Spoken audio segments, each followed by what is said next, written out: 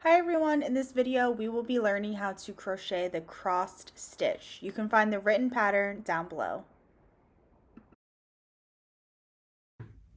To begin the stitch, you want to chain any even number, so go ahead and chain up an even number of chains until you have the width that you want. To begin, we want to double crochet into the 5th chain from the hook. 1, 2, 3, 4, 5.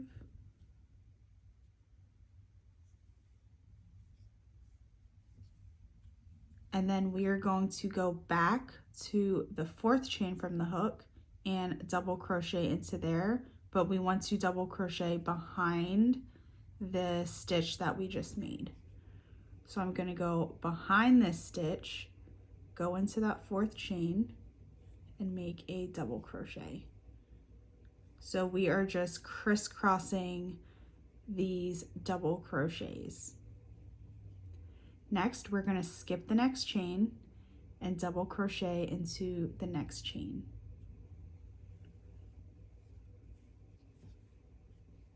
And now we're going to go back and double crochet into that skip chain, working behind the double crochet.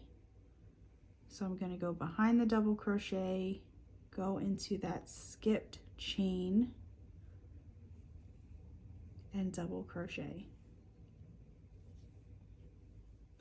And we're just going to repeat that all the way across. Skip one, double crochet,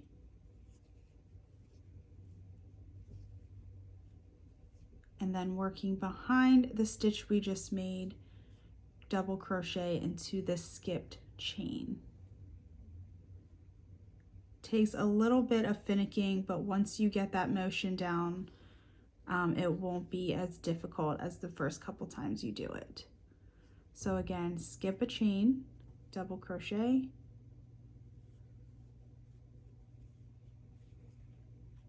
and then working behind that double crochet, work into the skipped chain.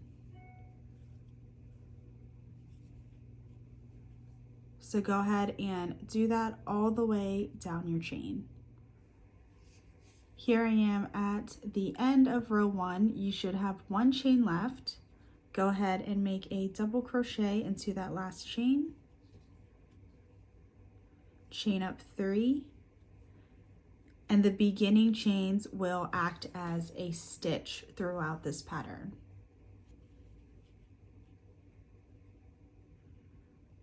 So this chain 3 will count as a stitch, so we will not be working into this first space here because we already have a chain 3 acting as a double crochet.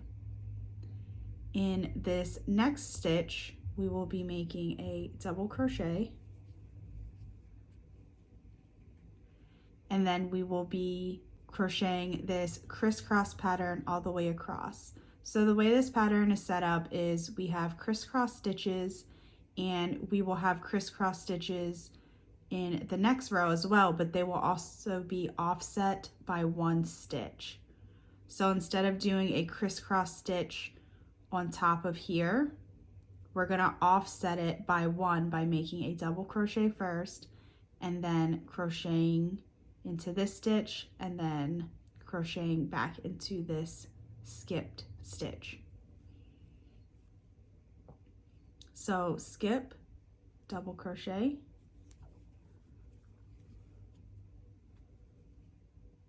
and then working behind the double crochet, we will make a double crochet into that skipped stitch. So here's the next stitch, skip it, and then in the next double crochet, and then working back into that skip stitch by going behind the double crochet and working a double crochet. So we are going to do those cross stitches all the way across. Here we are at the end of row 2. You should have 2 stitches left. So this stitch and then also the turning chain stitch. And you will just make 1 double crochet in each stitch.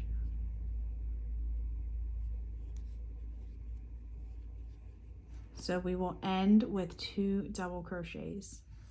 Chain 3, turn your work. Again, this chain 3 is acting as a stitch, so we will not be working in this first space here. And you can see we have a double crochet here before the cross stitches start in the previous row. So this will offset the crisscross stitches without us having to add any double crochets before we start the crisscross stitches, if that makes sense.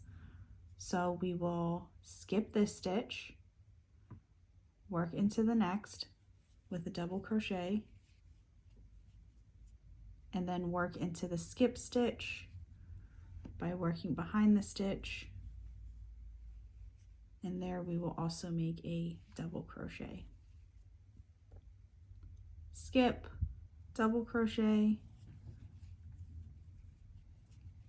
and then double crochet into the skipped stitch by working behind.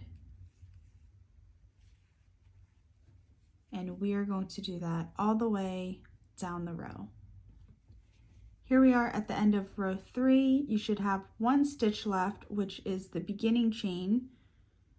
Make a double crochet on top of that.